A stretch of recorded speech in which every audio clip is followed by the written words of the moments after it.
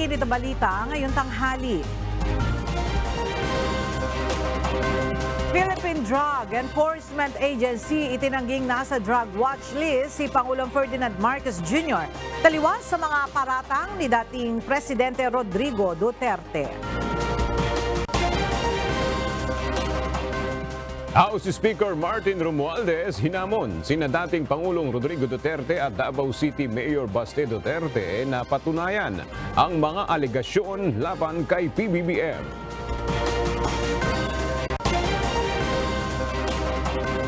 Pangulong Ferdinand Marcos Jr. bibiyahe ngayong araw patungo ng Vietnam para sa 2 araw na state visit. Vice President Sara Duterte itinalagang caretaker ng bansa habang wala ang Pangulo.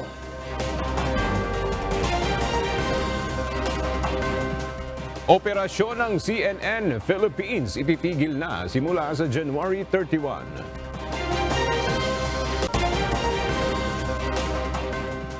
Panibagong big-time oil price hike ipatutupad ng mga kumpanya ng langis bukas.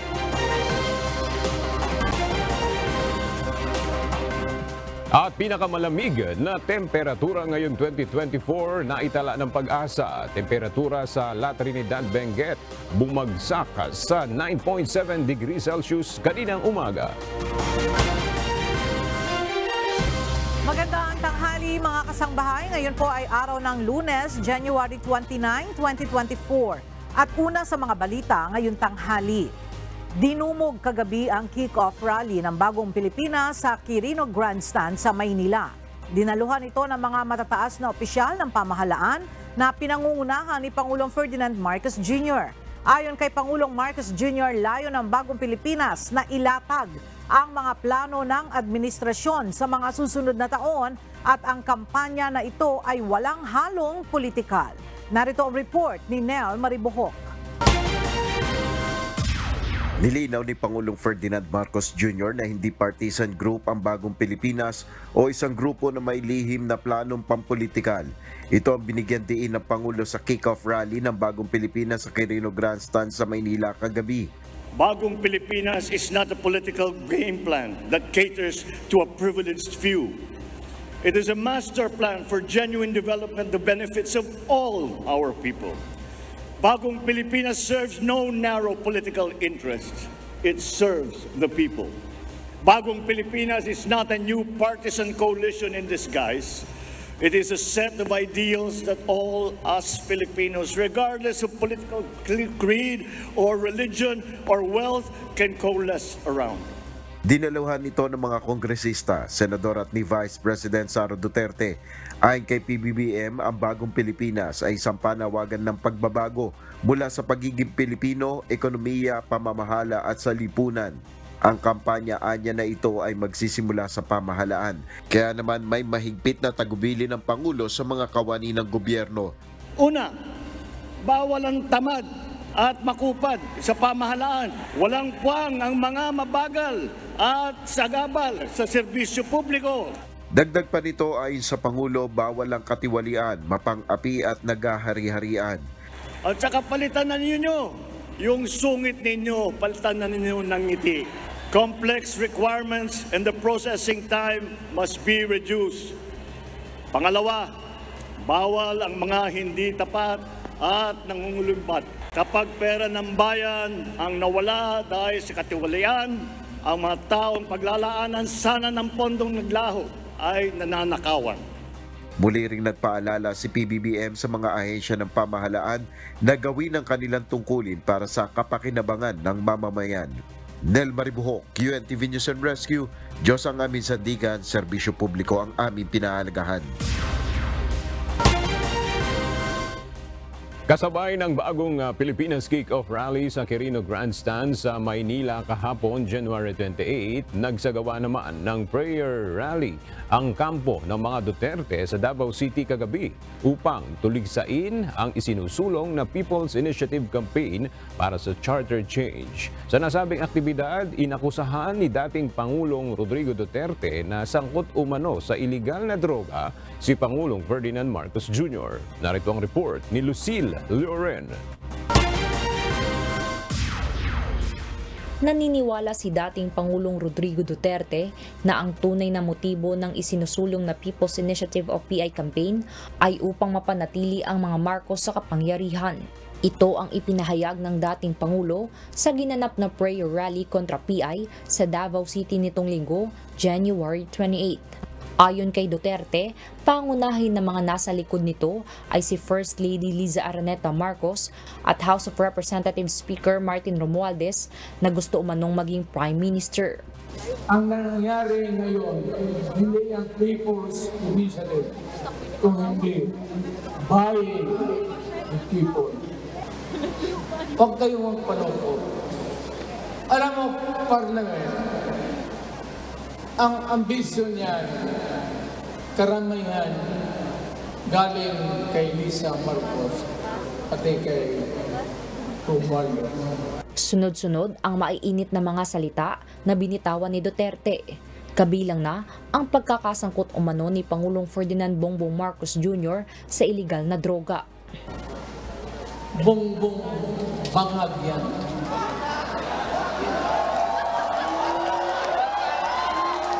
That's why sinasabi ko na sa inyo ngayon, si Bongbong Marcos bangag noon, ngayong presidente na bangag natin ang presidente. Kayong mga military, alam ninyo yan. Lalo na yung sa Malacanang. Alam ninyo,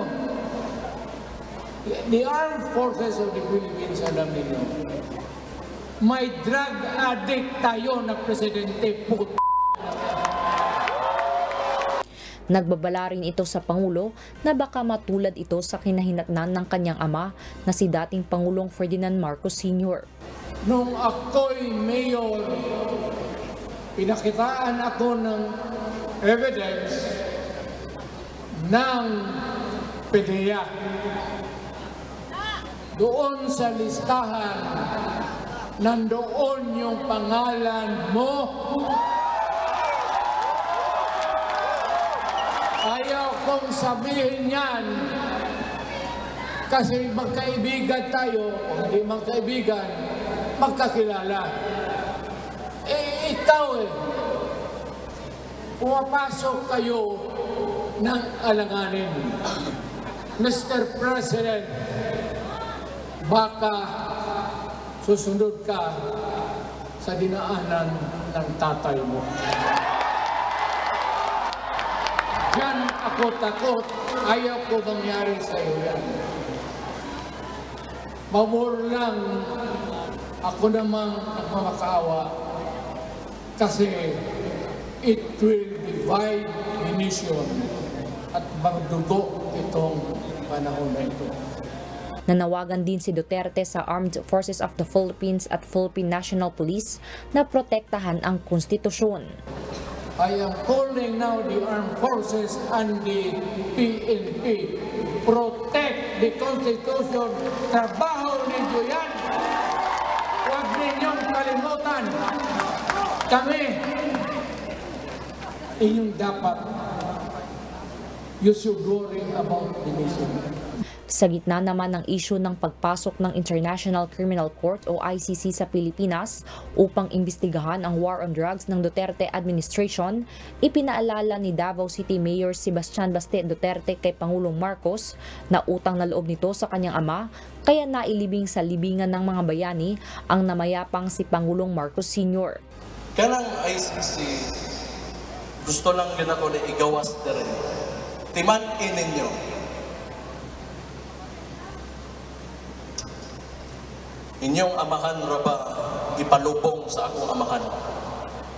Kana na lang yun unta, pero wag yun ninyo.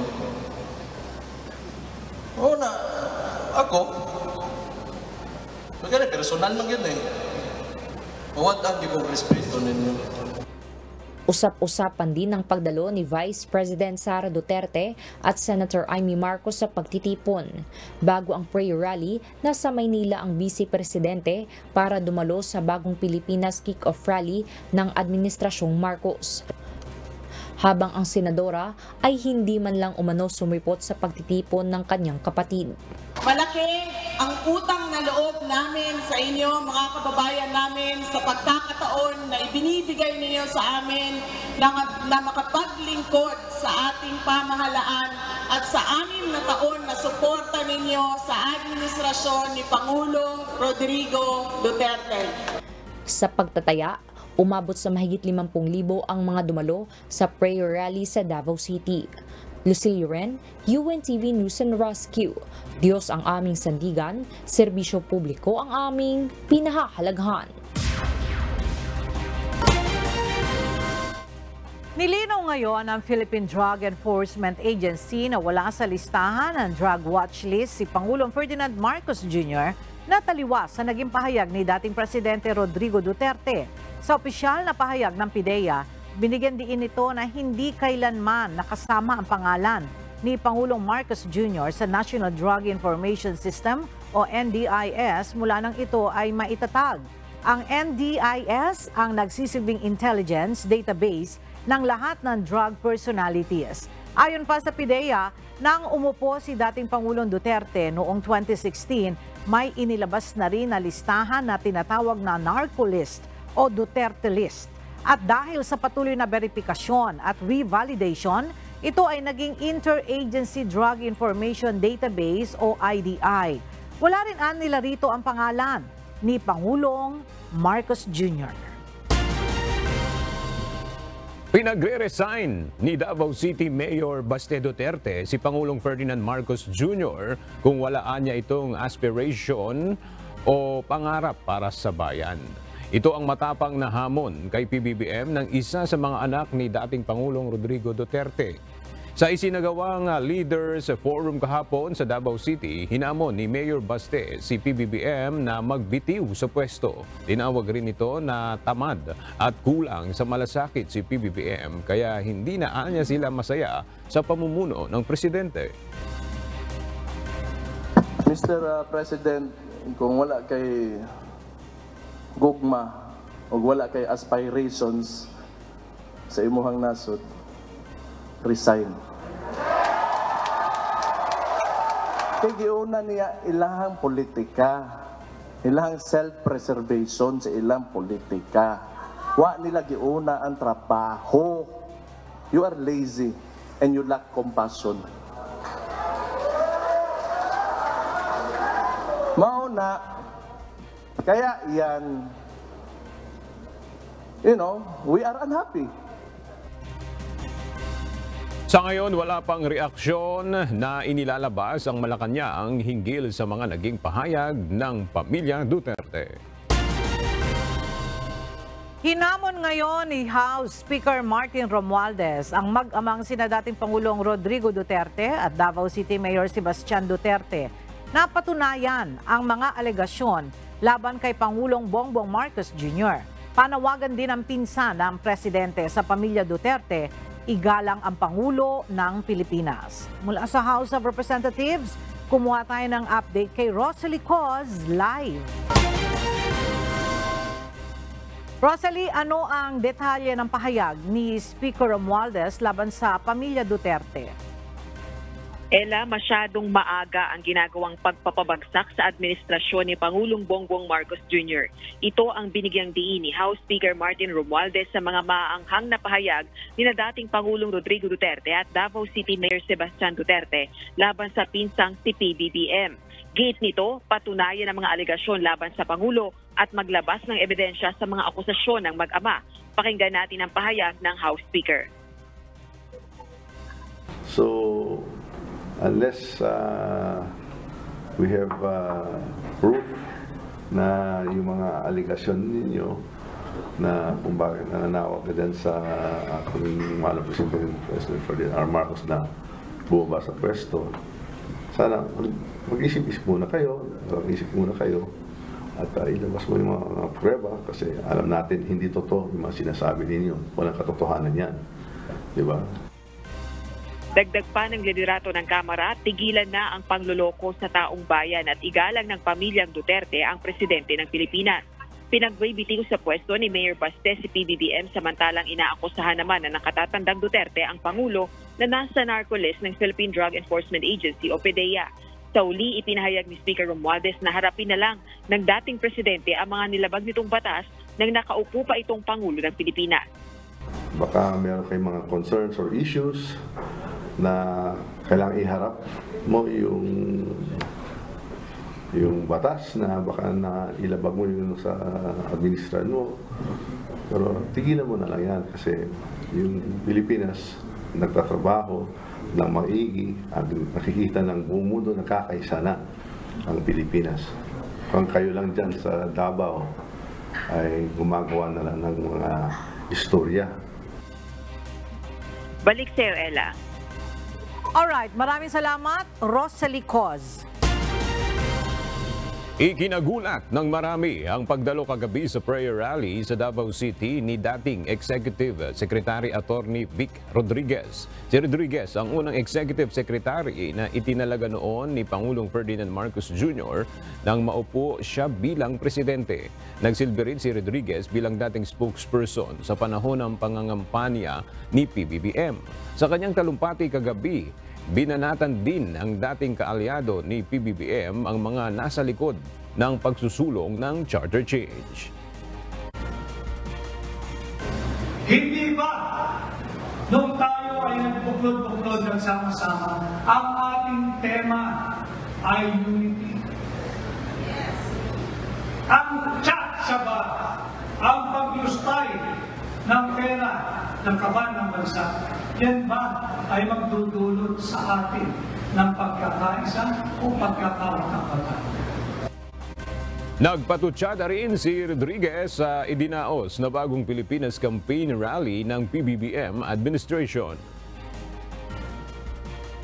Malaking pagkakaiba yung ating pong pagpupulo ngayon. Yung ating pong crowd ngayon. Doon sa ginagawang sa isang ginagawang kasalubuyang pagpupulong, alam niyo na kung saan yan. Dito ho, walang allowance. Dito ho, hindi tayo ibinubos. Dito po, hindi kayo magkakaroon ng earned leave credits.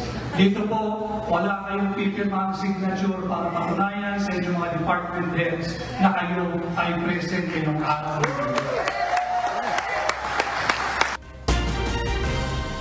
Nagbabala si dating Pangulong Rodrigo Duterte na kanyang ipaaresto ang mga nasa likod ng People's Initiative kung siya ay makababalik muli sa pwesto. Bahagi ito ng naging pahayag ng dating presidente kasabay ng idinaos na prayer rally kagabi sa Davao City na dinaluhan ng mga taga-suporta ng pamilya Duterte. Giit ng dating Pangulo, walang mali sa pagrebisa ng konstitusyon. Subalit hindi dapat anyang gamitin ang People's Initiative para lokohin ang mga tao at hindi dapat na binibili ang boto o pirma ng taong bayan para dito. Nagbanta rin ang dating presidente ng pagkakanya-kanya sakaling ipipilit pa rin ng Kongreso ang pagsusulong ng People's Initiative. Hindi dadalo ang mga kongresista sa pagdinig ng Senado bukas araw ng Martes, January 30, kaugnay ng signature campaign para sa People's Initiative Campaign. Ayon kay House Majority Leader at Zamboanga City Representative Manuel Jose Dalipe, abala ang mga mambabatas sa Kamara sa mga panukalang batas na layong iangat ang antas ng pamumuhay ng mga Pilipino. Gayunman, kung pahihintulutan anya ng legislative schedule, handa silang makiisa sa mabungang talakayan.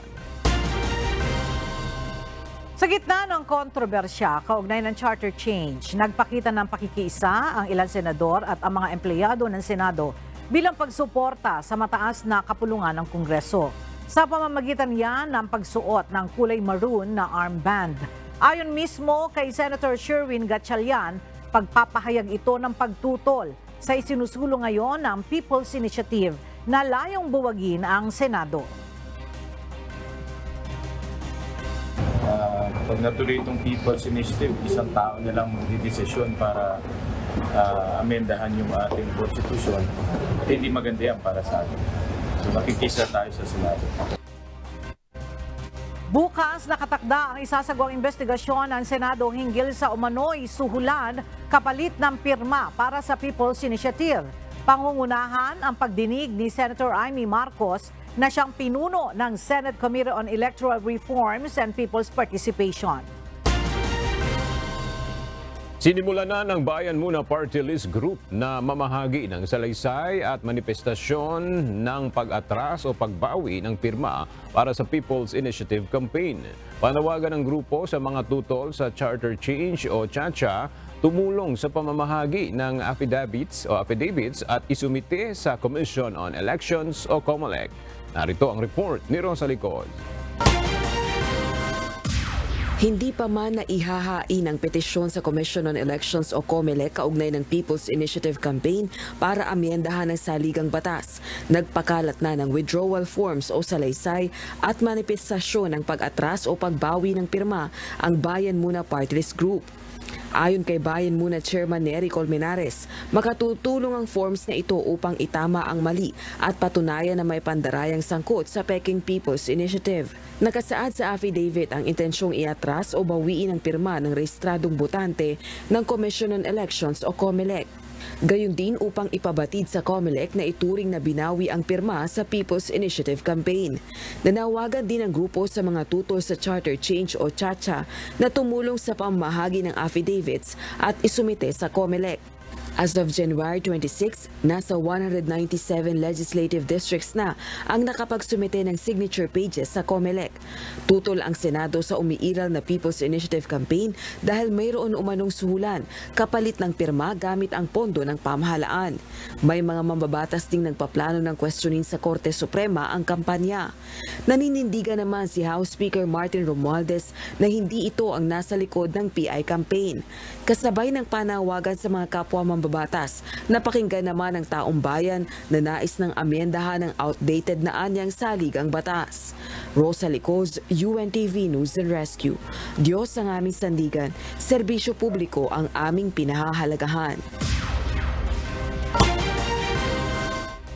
Nilinaw ng Commission on Elections o COMELEC na wala silang pondo para sa pagsasagawa ng plebisito ng People's Initiative. Narito ang report ni Dante Amento. Inaasahang dadalo bukas ang Commission on Elections o COMELEC sa Senate hearing kaugnay ng People's Initiative. Ayon kay COMELEC Chairman George Erwin Garcia, kapag nagtuloy-tuloy ang hakbang na ito, wala silang sapat na pondo para rito. Ang 12 bilyong piso anya na ibinalik sa kanila ay may pinaglalaanan ng mahahalagang programa ng komisyon. Wala naman po kaming budget talaga sa People's Initiative.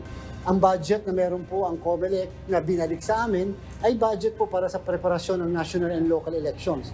Kahit pa po sabihin na pwede kami maglipat ng budget from isang item to another item, hindi pa rin po sasapat yun sapagkat meron na po kaming mga nakalaan o pinaglaanan doon sa budget na naibalik po sa amin, yung pong 12 billion pesos. Kabilang sa pinaglaanan ng COMELEC ng pondong ibinigay sa kanila ay ang Voters Education and Information Campaign para sa 2025 midterm elections. Dapat nilang maipaunawa, partikular na sa mga botante, ang mga gagamiting mga bagong makina para sa halalan. Kinakailangan po namin maipakalat sa ating mga mamamayan at maituro ano ang makabagong feature, ano itong mga features ng ating mga bagong makina at paano ito ginagamit. Una nang sinabi ng COMELEC na kakailanganin ng 13 bilyong piso ang pagsasagawa ng isang plebisito bunsod ng isang People's Initiative. Bukod pa rito, malabo na rin umanong mangyari ito dahil sa dami ng ginagawang preparasyon ng COMELEC para sa dalawang halalan sa 2025, ang national and local elections at ang barangay and SK elections. Dante Amento, UNTV, News and Rescue. Diyos ang aming sandigan, serbisyo publiko ang aming pinahahalagahan. Paalis na ngayong araw si Pangulong Ferdinand Marcos Jr. papuntang Vietnam para sa 2 araw na state visit. Ilang mahalagang pagpupulong ang dadaluhan ng Pangulo sa kanyang pagbisita sa Vietnam. Mula sa Villamor Air Base sa Pasay City, ang detalye ay hatid ni Nel Maribojoc live. Nel, ano yung unang schedule ng Pangulo pagdating sa Vietnam at sino yung itinalagang caretaker habang wala sa bansa si PBBM? Yes, 12:30 p.m. ang schedule ng pre-departure statement ni Pangulong Ferdinand Marcos Jr. dito sa Maharlika Presidential Hangar, Villamor Air Base dito sa Pasay City. Pagdating niya ngayong araw sa Vietnam, ay dalawang schedule agad si Pangulong Marcos na dadaluhan. Isa rito ang pulong sa isang grupo ng negosyante at ang pagharap sa Filipino community. Bukas naman sa ikalawang araw ang pagharap ni Pangulong Marcos sa mga matataas na opisyal ng Vietnam. Kabilang sa makakapulong niya ay si Vietnamese President Vo Van Thuong at Prime Minister Pham Minh Chinh. Ayon kay Presidential Communications Office Secretary Cheloy Garapil, habang nasa Vietnam ang Pangulo, ang magsisilbing caretaker ng bansa ay si Vice President Sara Duterte. At abangan na lang natin yung pagdating ni Pangulong Marcos dito sa Villamor Air Base at yung magiging laman ng pre-departure speech ni Pangulong Marcos. Yan muna ang ating update. Balik sa iyo, Aga. Nel, may inilabas na bang pahayag o sagot si PBBM tungkol sa banat sa kanya ng dating Pangulo na si Duterte? Aga, isa yan sa aabangan natin na ngayong araw kung magbibigay ng statement ng Pangulo ukol nga dito sa mga isyong itinabato sa kanya at kung magbibigay pa siya ng ambush interview after nitong pre-departure speech niya o kaya naman may schedule naman tayo kay Pangulong Marcos yung media delegation na pupunta sa Vietnam sa ikalawang araw ay may press briefing naman ng Pangulo at susubukan natin na maitanong yung mga issue na yan at kung magsasalita siya doon sa mga banat sa kanya ng dito nga issue na ito mula dito sa sinasabi nga ni dating Pangulong Rodrigo Duterte. Aga. Maraming salamat, Nel Mariboho.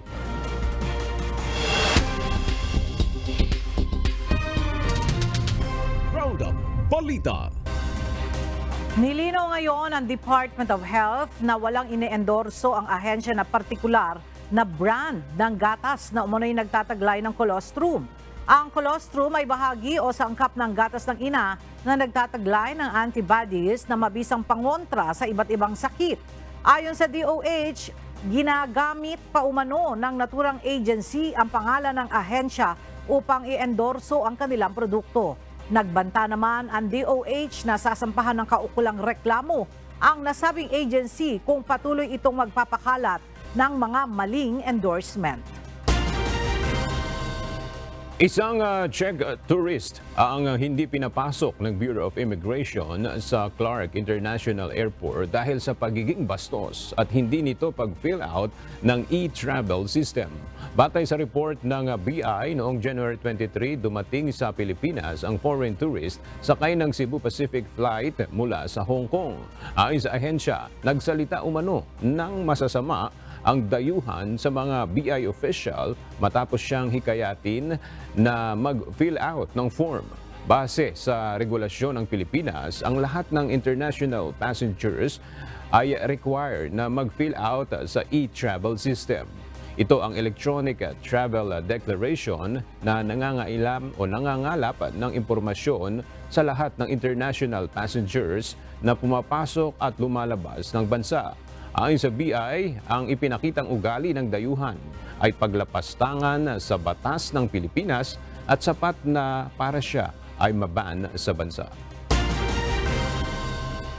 Opisyal nang inanunsyo ng CNN Philippines na ititigil na nila ang kanilang operasyon sa January 31, Miyerkules. Sa kanilang opisyal na anunsyo, sinabi ng presidente nito si Benjamin Ramos na ang pagsasara ng kanilang news outlet ay resulta ng anyay serious financial losses. Pinasalamatan naman ng media company ang lahat ng empleyado sa kanilang dedikasyon at commitment sa paghahatid ng patas, tama at balanseng balita. Nagpaabot rin ito ng appreciation sa lahat ng kanilang partners at viewers na sumubaybay sa kanila sa loob ng 9 na taon.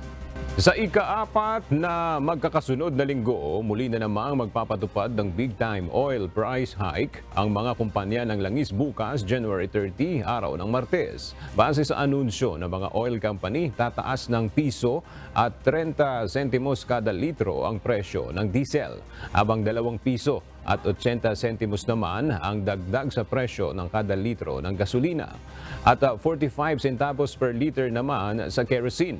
Ayon sa Department of Energy, tumaas ang demand ng konsumo ng langis sa Estados Unidos dahilan ng panibagong oil price hike. Gayun din ang hindi pa rin natatapos na tensyon sa Middle East at maging sa Red Sea. Plano ng Transport Group na Manibela na maghain ng petition for intervention sa Supreme Court. Ito'y kaugnay ng hiling na temporary restraining order laban sa Public Utility Vehicle Modernization Program. Narito ang report ni JP Nunez. Plano ni Manibela leader Mar Valbuena na maghain ng petition for intervention sa Supreme Court ngayong linggo. Ito'y kaugnay ng hiniling na temporary restraining order ng Transport Group na Piston laban sa Public Utility Vehicle Modernization Program. Ayon sa Manibela, inihahanda na nila ang mga dokumentong isusumite ng kanilang grupo sa Korte Suprema. Umaasa pa rin ang Manibela na maglalabas ng TRO ang Supreme Court laban sa PUVMP upang masuspindi ito at tuluyan ng mawala ang deadline sa franchise consolidation. Pupunta po tayo ng Supreme Court. Ang Manibela, magpapile po tayo ng intervention kasi may nasilip tayo eh. Sa ngayon, hinihintay din umano ng Manibela ang memorandum circular hinggil sa extension ng franchise consolidation hanggang sa April 30 ngayong taon. Inaasahan nilang agad itong ilalabas ng LTFRB upang matiyak na makakapagparehistro pa ang mga tradisyonal na jeep na mag-e-expire ang bisa ng prangkisa ngayong Enero. Gayunman, ayaw nilang madaliin ang LTFRB sa pagbalangkas ng memorandum circular dahil hindi naman umano ito madaling gawin. Marami nilang isinasaalang-alang ang board hinggil sa balangkas ng panibagong guidelines. Pero kapag hindi agad umano naglabas ng memorandum ang LTFRB, nakahanda umano ang Manibela na muling magsagawa ng protesta. Itong darating na linggo ay baka lumabas na po yung memorandum circular para makarehistro tayo. Pag di tayo makarehistro, protesta ulit tayo, di ba? Nais pa rin ng Manibela na maibasura ang PUVMP at maibalik sa mga individual na operator ang prangkisa na may 5 taong bisa. JP Nunez, UNTV, News and Rescue. Diyos ang aming sandigan, serbisyo publiko ang aming pinahahalagahan. Hinikayat ni Executive Secretary Lucas Bersamin ng Philippine National Police na maging tapat sa tungkulin. Sa 33rd founding anniversary ng PNP, sinabi ni ES Bersamin na dapat na panghawakan ng mga pulis ang rule of law at isuot ang badge ng walang halong guilt. Mula sa Camp Crame, alamin natin ang detalye kay Lea Ilagan live. Lea, ano yung kabuuan o ano sa kabuuan yung naging mensahe sa PNP ni Executive Secretary Lucas Bersamin? Magandang tanghali sa iyo, Aga. Ang sinabi nitong si Executive Secretary Lucas Bersamin para dito sa mga pulis ay huwag pairalin ang pansariling interes. Yan ang sinabi nga niya bilang isang panauhing pandangal dito sa ika-33 founding anniversary ng Philippine National Police. Sinabi pa ni ES Bersamin, dapat na ipairali ng mga pulis ang rule of law, maging tapat sa tungkulin at isuot ang kanilang badge ng walang halong guilt. Dagdag pa ng opisyal, dapat aniyang i-renew ang commitment ng mga pulis sa pagsisilbi sa bansa at pagiging tapat sa tungkulin. Gampanan ng maayos ang kanilang trabaho laban sa kriminalidad. Gayunman, Aga, pinuri din ni ES Bersamin ang pamumuno ni General Acorda sa pambansang pulisya at tinawag niya itong isang kahanga-hanga. Aga? Maraming salamat, Lea Ilagan. Isinasa ilalim ngayon sa stress test ang ballot boxes ng Korean firm na Miru na posibleng gamitin sa 2025 midterm elections. Mula sa Maynila, kumuha tayo ng update kay Dante Amento live. Dante, kumusta ang isinasagawang stress test sa mga ballot boxes ng Miru? Magandang tanghali, Ella. Sa ngayon, ayon pa sa Commission on Elections, so far so good, Ella, itong ginagawang pag-test o stress test nitong kanilang ballot boxes. Dito kasi sa proseso na to, Ella, ay inaalam ng COMELEC Special Bids and Awards Committee o SPAC kung naibibigay ba ng Miru ang lahat ng mga specification na hinihingi ng COMELEC. Una ito, Ella, ay ibinyahe ang mga ballot boxes para masuri kung hindi ito masisira, lalo na may mga lugar sa bansa na kailangan talagang ibiyahe ng malayo yung mga ballot boxes. Kailangan masiguro ng Commission on Elections na ito ay stackable o maaring pagpapatung-patungin na hindi rin na nagkaroon ng crack o sira yung ballot boxes. Dapat din isa sa mga requirement ay may logo ito ng COMELEC sa magkabilang side ng box. Kaya ba nitong malagyan ng 1,000 balota ng hindi masisira din o Ella? Pwedeng i-attach yung sa ballot box ang receptacle ng voter verifiable audit trail o itong resibo. Yung lalagyan ng resibo dapat naka-attach doon sa mismong ballot boxes. Bahagi ang prosesong ito ng post-qualification evaluation ng single calculated bidder na Miro Systems Company Limited na kumpanyang nakabase sa South Korea.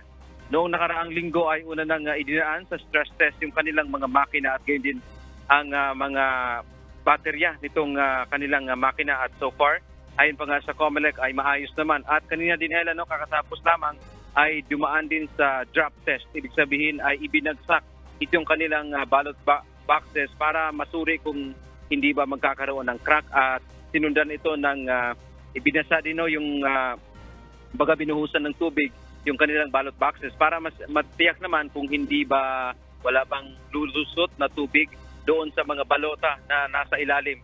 At yan ay bahagi pa rin ng lahat ng mga specification na hinihingi ng COMELEC. Mamaya ay antabayan na natin, Ella, yung kabuuan ng mga proseso o test na isa ilalim dito sa ballot boxes ng Miro. Yan lang ating update mula dito sa Maynila. Balik sa iyo, Ella. Maraming salamat, Dante Amento.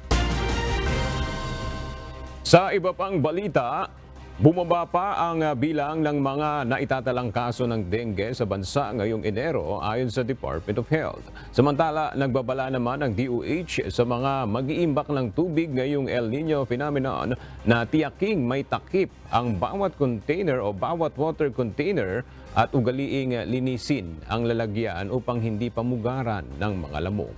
Mula sa Quezon City, may report si Gladys Tuabi live. Gladys, base sa report ng DOH, nasa ilang porsyento ang ibinaba ng kaso ng dengue sa bansa? Ayon sa Department of Health, tuwing tag-ulan ay talagang tumataas ang mga kaso ng dengue sa bansa. Ngunit tuwing tag-init ay may posibilidad pa rin ang pagkakaroon ng dengue dahil nga marami sa mga Pilipino ang nag-iimbak ng tubig dala na rin sa limitadong supply ng tubig. At sa ulat nga ng Department of Health, 16% ang ibinaba ng mga kaso mula December 17 hanggang 31 na may 7,274 cases. Kumpara sa 8,629 cases na naitala noong December 3 hanggang 16. Mas bumaba pa ito noong January 1 hanggang 13 na mayroong 5,572 cases at sa bilang na ito ay 14 ang nasawi. Bunso nito, nagpaalala ang DOH sa publiko at sa mga establishmento na mag-iimbak ng tubig ngayong El Niño, tiyaking takpan at ugaliing linisin ang mga water container upang hindi ito pamugaran ng mga lamok at maiwasang pangitlugan ito ng mga lamok. Bunso din ito ay pinapayuhan din ng DOH o hinihikayat ng DOH ang publiko na gawin o isagawa ang 5S strategy kontra dengue. At yan muna ang ating update. Balik sa iyo dyan, Aga. Maraming salamat, Gladys Tuabi.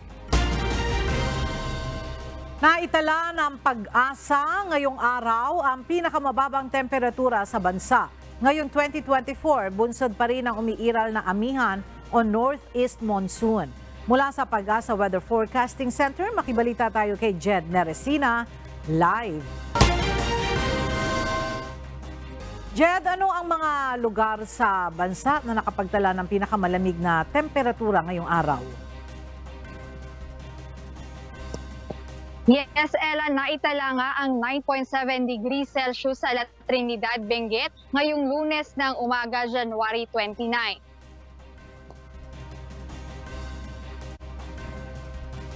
Ayon sa Pag-asa, ito na ang pinakamalamig na naitalang temperatura sa kasalukuyang amihan season na nagsimula na noong Nobyembre noong nakaraang taon. Inaasahang tatagal ang nararanasang malamig na panahon hanggang sa unang linggo ng Pebrero. Samantala, 11 degrees Celsius naman ang naitala sa Baguio City, 15.7 degrees Celsius sa Basco, Batanes, 18.3 degrees Celsius sa Tanay Rizal, at 18.8 degrees Celsius naman ang naitala sa Lawag City. Ayan muna ang latest dito sa Pag-asa. Balik sa iyo, Ella. Alright, maraming salamat, Jed Neresina.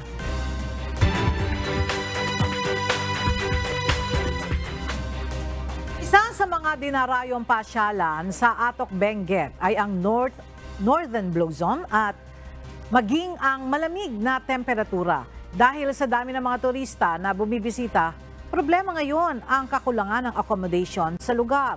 Mula sa Baguio City, makibalita tayo kay Grace Doctolero live. Grace, kumusta ba ang estado ng turismo ngayon sa Atok Benguet? Yes, Ella, sa ngayon nga ay tuloy-tuloy pa rin ang pagbisita ng mga turista sa Atok Benguet dahil nga sa mga magagandang tanawin doon at ang malamig na temperatura. Sa ngayon nga, ang proyekto ng lokal na pamahala ng Atok Benguet ang paghikayat sa mga investors na magtayo ng transient houses sa lugar o maliban dito ay ang pagdagdag din ng mga homestay malapit sa mga pasyalan sa lugar.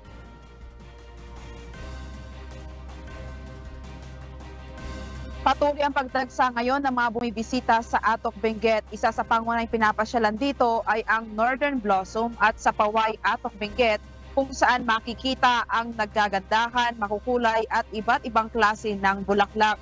Maliban sa mga magagandang tanawin ay ang malamig na temperatura sa lugar kung saan bumagsak sa 6 to 8 degrees Celsius kaya nababalot ng andap o frost ang mga tanim na gulay ng mga magsasaka.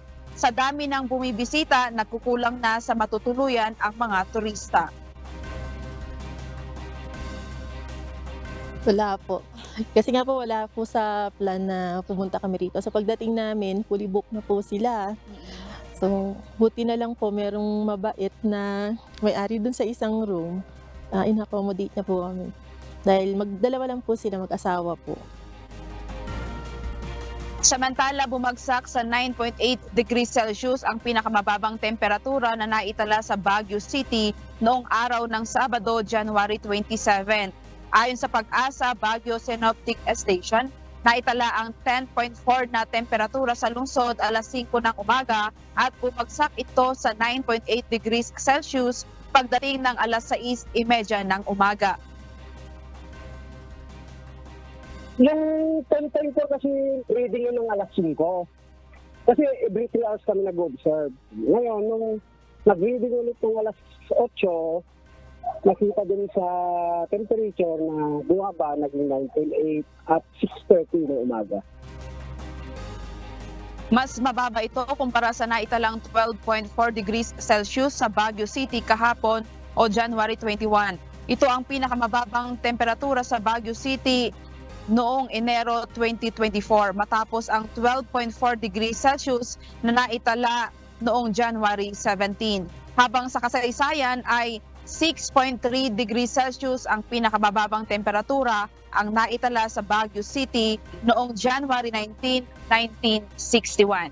Kanina nga ay naitala rin ang 11 degrees Celsius dito sa Baguio City ang mababang temperatura sa City of Pines. Yan muna ang balita mula dito sa Baguio City. Balik sa iyo, Ella.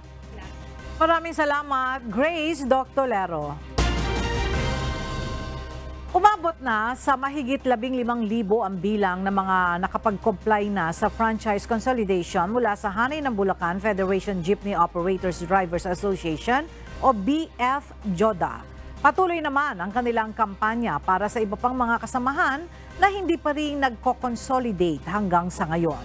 Mula sa Pulilan, Bulacan, makibalita tayo kay Nestor Torres live. Nestor, ano na ang mga hakbang na ginagawa ng asosasyon ng mga jeepney driver at operators dyan sa Bulacan para makumbinsi yung mga hindi pa rin nagko-consolidate? Ella, sa ngayon nga ay patuloy pa rin nilang kinakausap itong mga hindi pa nagpapakonsolidate. Inaalam nila yung mga jeepney driver na namamasada pa rin ngayon at tinutukoy nila kung sino pa yung hindi pa nakapagpapakonsolidate nang sa gayon ay makausap nila at maghanda ng pera para sa consolidation. 90% o halos 15,000 jeepney driver na sa samahan ng Bulacan Federation and Jeepney Operators Drivers Association o BF-JODA ang tumugon sa PH consolidation na pinatutupad ng Land Transportation Franchising and Regulatory Board o LTFRB. Ayon kay Billy Tatil, presidente ng BF-JODA, ang nasabing mga jeepney driver sa Bulacan na mga nakapagpakonsolidate na ay nasa halos 50 kooperatiba sa bayan ng Bulacan sila nagparehistro. Kabilang dito ang Hagonoy Drivers Operators Cooperative, San Jose del Monte at maging sa Sapang Palay Cooperative, sa Palmera Homes Cooperative, bukod pa ang mga kooperatiba sa mga syudad at munisipalidad. Malaking bagay anya na nagkaroon ng ekstensyon hanggang Abril ang LTFRB para sa consolidation.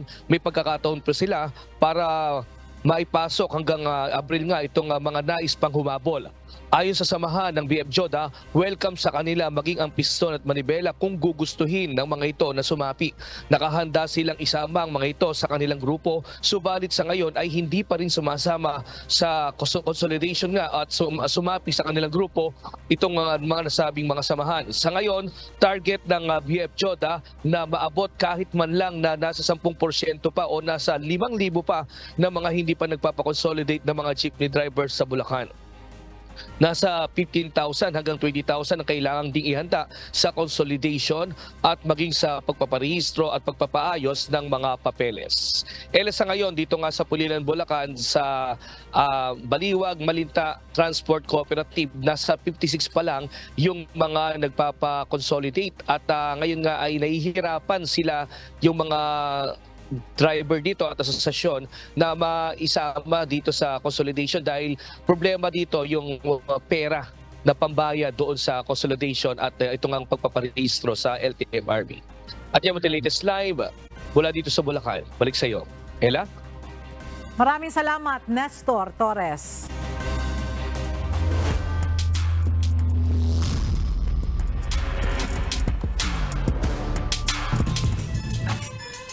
Umakyat sa ikalawang pwesto sa standings ang AFP Cavaliers matapos magwagi laban sa OP-PMS Trail Blazers sa pagpapatuloy ng second round eliminations ng UNTV Cup Season 10. Sinundan naman ito ng SSS Kabalikat na umangat sa ikatlong pwesto na nagwagi naman laban sa PNP Responders. Habang tinapos na ng NHA Home Masters ang kanilang losing streak matapos pigilan ang winning streak ng DENR Warriors. At para sa detalye, narito ang report ni Bernard Dadis.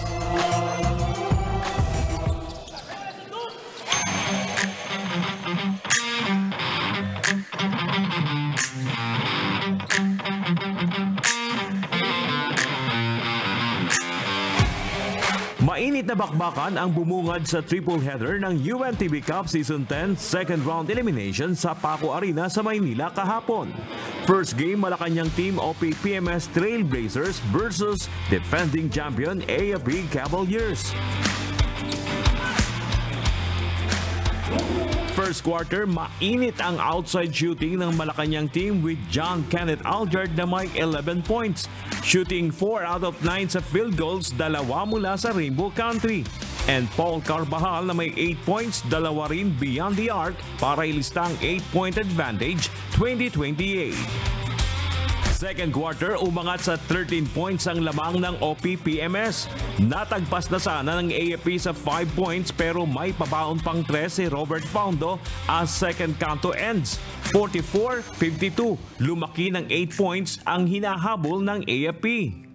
Rest back mode ang Cavaliers sa third quarter sa pangunguna ni Corporal Mark Salupado na rumatrat ng 16 points. Nag-11-0 run ang AFP at naagaw na ang momentum para lumamang ng 6 points under 1 minute and 45 seconds, 62-68.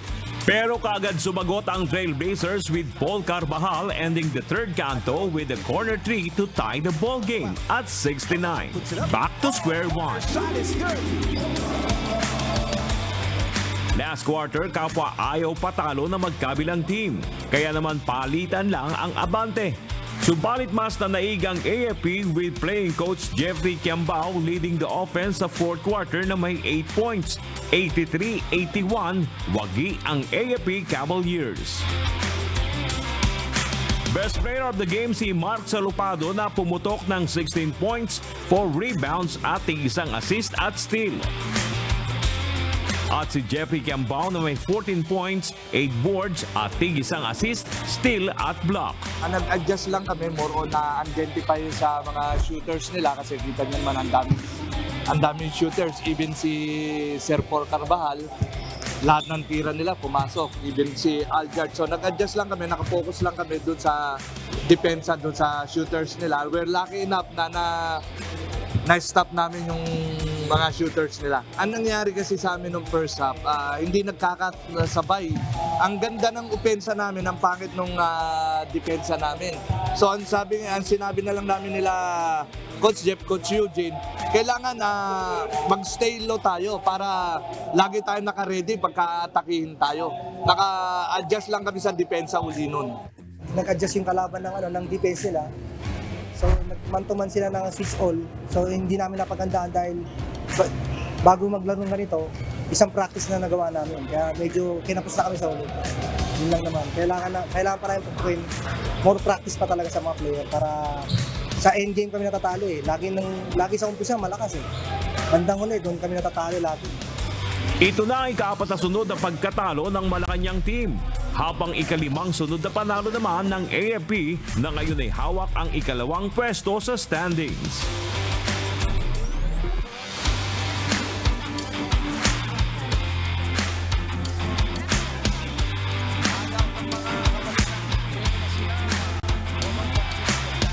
Umakyat naman mula sa ika-5 pwesto papunta sa third spot ang SSS Kabalikat matapos ang makapigil hiningang bakbakan laban sa PNP Responders na nagtapos sa final score na 75-73. Dikdikan ng laban mula umpisa hanggang sa dulo. Sumablay lang ang last dagger ng PNP para sana i-upset ang SSS.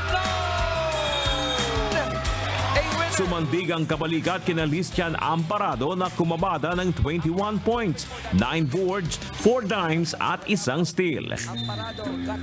At kay Glenn Bolocon na humakot ng 18 points, 15 rebounds at isang assist at steal. Ito na ang 4th straight win ng SSS na di pa natatalo sa second round eliminations. Dahil sa panalo, may chance pang SSS na masungkit ang automatic semi-final slot kung magtutuloy-tuloy ang kanilang winning momentum. Habang kailangan namang maghabol ng panalo ng PNP na nasa 7th slot para di mapatalsik sa liga. Medyo worry nga ako kasi some of the guys are hurting, injured. Si Boss Maki, Scalona, na 60-75% lang. Si Kiambao, may sprain pa yun. Tapos yung malaki namin, si Makoy, I think, nagbakasyon yung family niya, so hindi namin kasi family.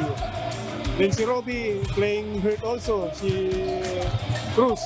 So sabi ko, kung ano na lang meron, bigay lang natin kasi just keep on fighting. Tapos kahit di kami nakukompleto sa practice, na binubunuan namin para at least yung pattern ma-memorize ng mga players. So, yun, hindi kami nagsawa na magpasensya kasi hindi kami nakukumpleto. Pero pagdating kagay kanina, sabi ko, gaan yung call time, mag-respond naman sila, alauna, nandito na sila, excited. Kasi kailangan ko i-crokis eh. So, luckily nanalo kahit hindi perfect, pero yung puso ng SSS lumalabas na.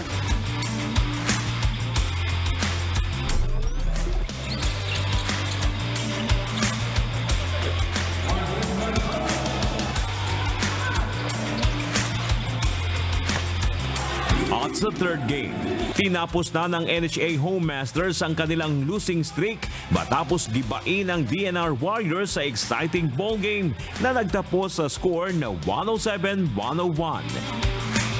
Best player of the game sina Alvin Vitog na kumolekta ng 25 points, 6 boards, 3 dimes at 4 na steals. At si Rod Basalio na may 21 points, 4 rebounds at 2 assists.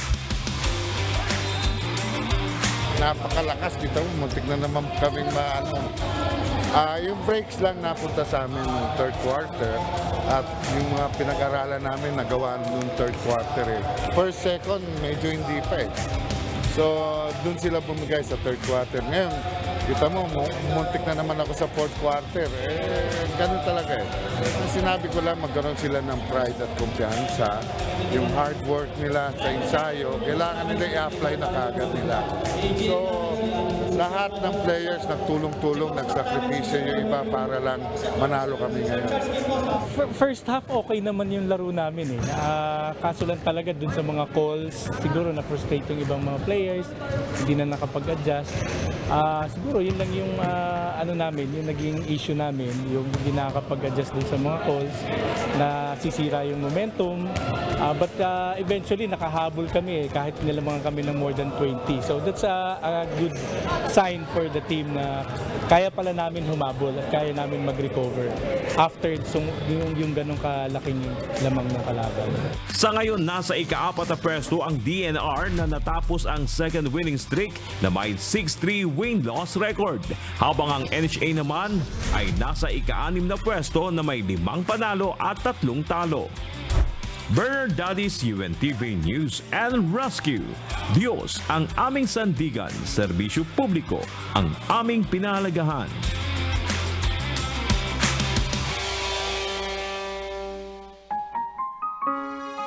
At sa ating pong iiwang mga salita ng Diyos na ating sandigan mula sa Aklat ng Kawikaan, Kapitulo 10, versikulo 13 na nagsasabi, nasusumpungan sa mga labi ng mabait ang karunungan, ngunit ang pamalo ay sa likod ng walang unawa.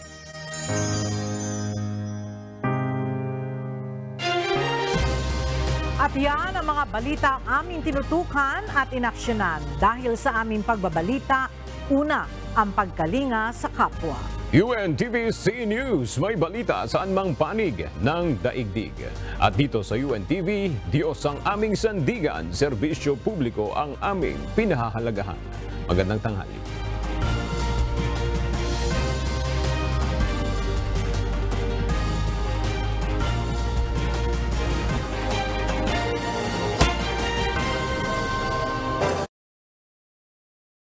Kanyang team, habang ika-5 sunod na panalo naman ng AFP na ngayon ay hawak ang ika-2 pwesto sa standings.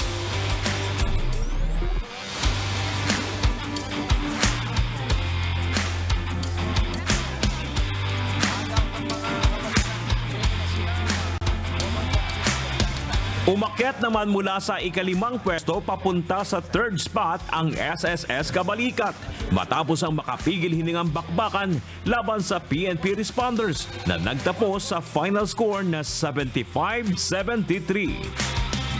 Dikdikan ng laban mula umpisa hanggang sa dulo. Sumablay lang ang last dagger ng PNP para sana i-upset ang SSS. Sumandig ang Kabalikat kina Listian Amparado na kumabada ng 21 points, 9 boards, 4 dimes at 1 steal. At kay Glenn Bolocon na humakot ng 18 points, 15 rebounds at tig-1 assist at steal.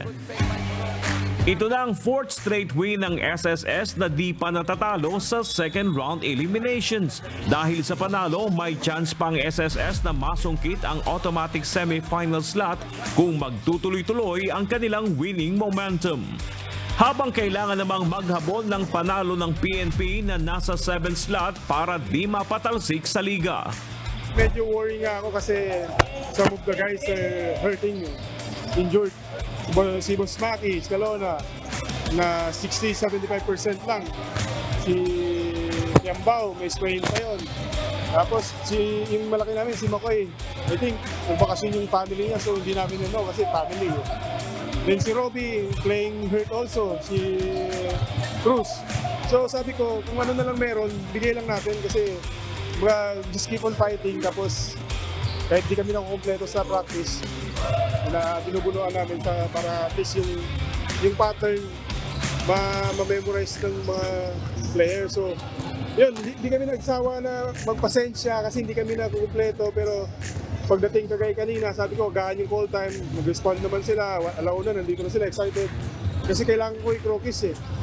So, luckily nanalo kahit hindi perfect, pero yung puso ng SSS lumalabas na.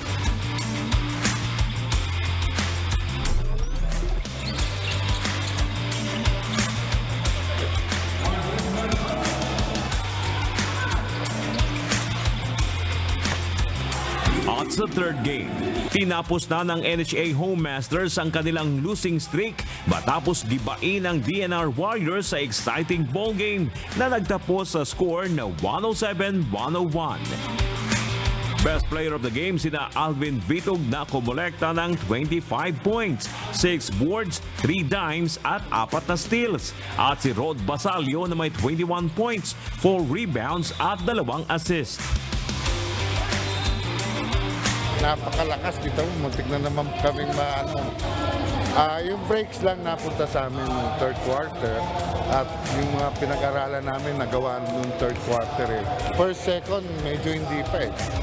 So, dun sila bumigay sa third quarter. Ngayon, kita mo, muntik na naman ako sa fourth quarter. Ganun talaga eh. Sinabi ko lang, magkaroon sila ng pride at kumpiyansa. Yung hard work nila sa ensayo, kailangan nila i-apply na kagad nila. So, lahat ng players nagtulong-tulong, nagsakripisyo yung iba para lang manalo kami ngayon.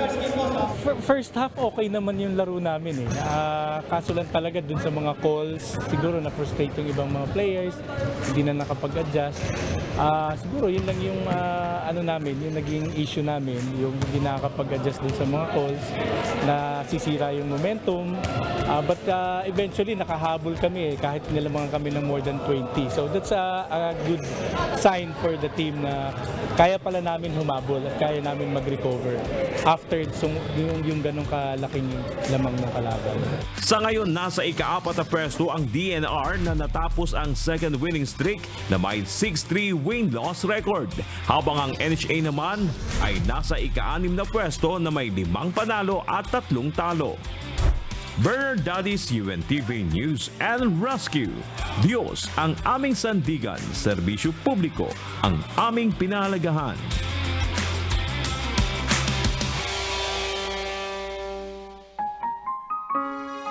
At sa ating pong iiwang mga salita ng Diyos na ating sandigan mula sa Aklat ng Kawikaan, Kapitulo 10, versikulo 13 na nagsasabi, nasusumpungan sa mga labi ng mabait ang karunungan, ngunit ang pamalo ay sa likod ng walang unawa.